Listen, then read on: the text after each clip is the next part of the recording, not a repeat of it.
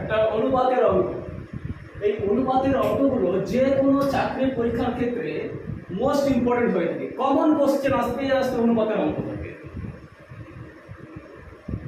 আর এই অঙ্কটাতে কি বলেছে? 4x minus 3y is to 2x plus 3y equal to 1 is to 3 বলে x is to y।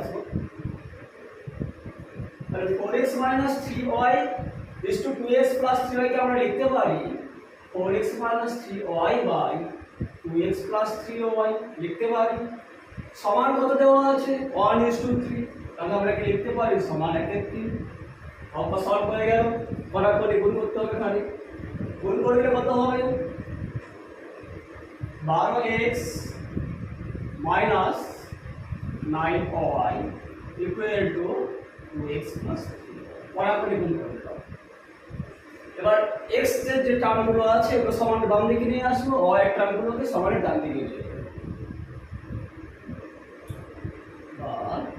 12x minus 2x হয়ে যাবে 10x, 3y plus 9y হয়ে যাবে 12y, বা x by y equal to কত হবে x by y equal to হয়ে যাবে 12 10।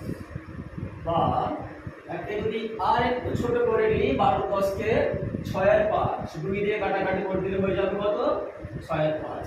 এখন আমাদের কোশ্চেন কি করেছে x is to y সমান কত হবে, তাহলে x is to y সমান কত হবে x is to y সমান হবে 6 is to 5। Option A correct option. এইভাবে যদি প্রতিদিন বিভিন্ন চাকরির বিগত দিনের প্রশ্নের আলোচনা পেতে চান তাহলে আমার ফেসবুক প্রোফাইলটিকে আপনারা ফলো করে রাখবেন এবং ইউটিউব থেকে দেখলে ইউটিউব চ্যানেলটিকে সাবস্ক্রাইব করে রাখবেন।